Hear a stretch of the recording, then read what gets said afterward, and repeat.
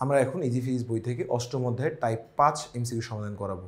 তোমরা এখনও যারা আমাদের ইজি ফিজিক্স বইটি সংগ্রহ করোনি দ্রুত সংগ্রহ করে ফেলো। চলো আমরা টাইপ 5 এমসিকিউ সমাধানে চলে যাই। তো টাইপ 5 হচ্ছে আমাদের টপিক নাম্বার হচ্ছে কি বলতো, দর্পণের ব্যবহার থেকে কি কি এমসিকিউ হয়ে থাকে। দেখো প্রথম কোশ্চেন, কোনো একটি দর্পণের সামনে রাখা বস্তুর প্রতিবিম্ব যদি বস্তুর সমান আকারে হয় তবে দর্পণটি কেমন হবে? সমতল হবে, কারণ সমতলে বস্তু যা বিম্ব কি তাই হয়ে থাকে। এরপরে আমরা দেখো একজন ব্যক্তির উচ্চতা 168 সেন্টিমিটার, 168 সেন্টিমিটার, পূর্ণ বিম্ব দেখার জন্য তার কমপক্ষে কত দৈর্ঘ্যের সমতল দর্পণ প্রয়োজন? আমরা জানি তার দৈর্ঘ্যের অর্ধেক হলেই হবে, তাহলে কি 84 সেন্টিমিটার। সমতল দর্পণের বক্রতার কেন্দ্রে কোথায় অবস্থিত বলতো? সমতল দর্পণের বক্রতার কেন্দ্র থাকে অসীমে, অনেক দূরে, ইনফিনিটি। আয়না তৈরির জন্য কাচের পেছনে কিসের প্রয়োজন? বলতো কিসের প্রলেপ? আমাদের দিতে হবে কি রূপার প্রলেপ দিতে হবে, যেটাকে বলি আমরা কি বলতো পাড়া লাগানো বলি। গাড়ির রিয়ার ভিউ মিরর হিসেবে কোন ধরনের দর্পণ ব্যবহার করা হয়?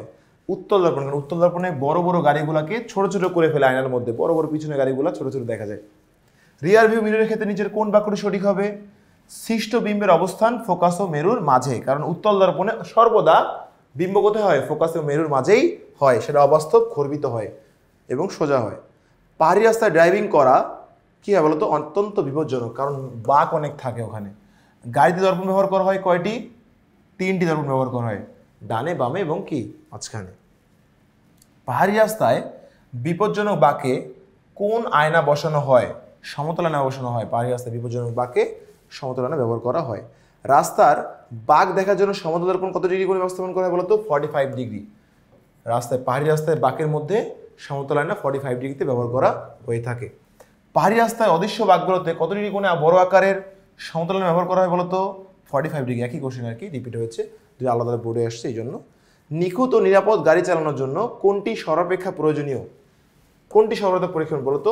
দর্পণগুলো ঠিকভাবে উপযোজন করা। উপযোজন না হলে কিন্তু আমরা ঠিকভাবে নিখুঁতভাবে বস্তুর এক্স্যাক্ট বিম্ব দেখতে পারবো না। পিছনের গাড়ির ড্রাইভার সামনের গাড়ির গতি কমছে তা কোনটি আলো দেখে বুঝবে?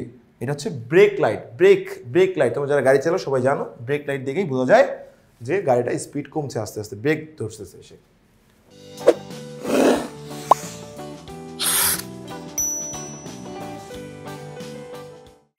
উত্তল দর্পণে কোথায় ব্যবহৃত হয় বলো দেখি? গাড়িতে ব্যবহার করা হয়। একটু আগে দেখছি উত্তল দর্পণ গাড়িতে ব্যবহার করা হয়ে থাকে। এরপরে আমরা যাব এমসিকিউ নাম্বার 182। নিচের কোন ক্ষেত্রে উত্তল দর্পণ ব্যবহার করা হয়? খেয়াল করো, নিচের কোন ক্ষেত্রে উত্তল দর্পণ ব্যবহার করা হয়ে থাকে? প্রতিফলক টেলিস্কোপে, ঠিক আছে।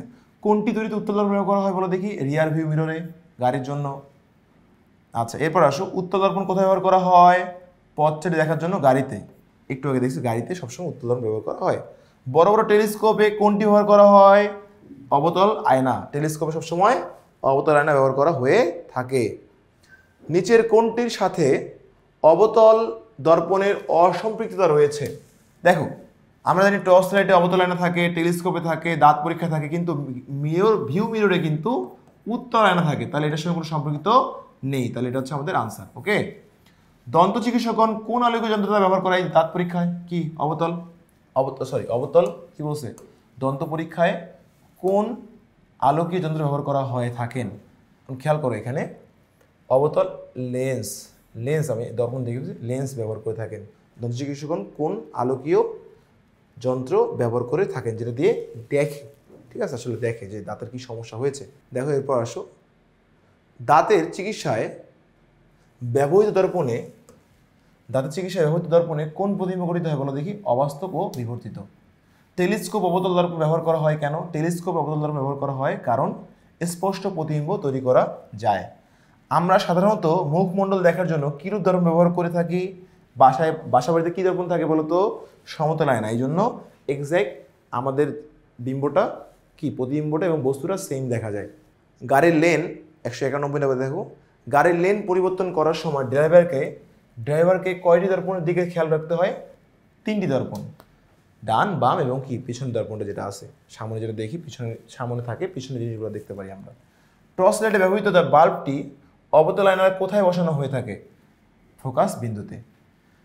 সরু চুল্লিতে কোন দর্পণ ব্যবহার করা হয়ে থাকে? অবতল আয়না। কোনটিতে অবতল দর্পণ ব্যবহার হয়ে থাকে না বলো দেখি? আমাদের প্রতিফলক টেলিস্কোপ অবতল আয়না ব্যবহার করা হয় না। এরপরটায় আসো 195 নম্বর এমসিকিউ কি বলেছে, অবতল আয়না ব্যবহৃত হয় কোথায়? খেয়াল করো, অবতল আয়না ব্যবহৃত হয় ডাক্তারের কাজে, দাঁতের, টেলিস্কোপে, দৈনন্দিন জীবনে। তাহলে 1 2 3 এটা দেখেছি সেম এমসিকিউর আগে। উত্তল দর্পণ ব্যবহৃত হয় কোথায় বলো তো? গাড়িতে ব্যবহৃত হয় অবশ্যই, দন্ত পরীক্ষায় তো এই যে অবতল আয়না, তাহলে এটা ভুল। শপিং মলে, তাহলে 1 ও 3 আমরা বলতে পারি, রিপিট হয়েছে আর কি, এটা আবার দিয়েছিল এখানে। তো আশা করি তোমরা এটা ভালোভাবে বুঝতে পারছো। তো তোমরা এখনও যারা আমাদের ইজি ফিজিক্স বইটি সংগ্রহ করোনি, দ্রুত সংগ্রহ করে ফেলো। ইনশাআল্লাহ নেক্সট কোনো পার্টে তোমাদের সাথে দেখা হবে। আল্লাহ হাফিজ।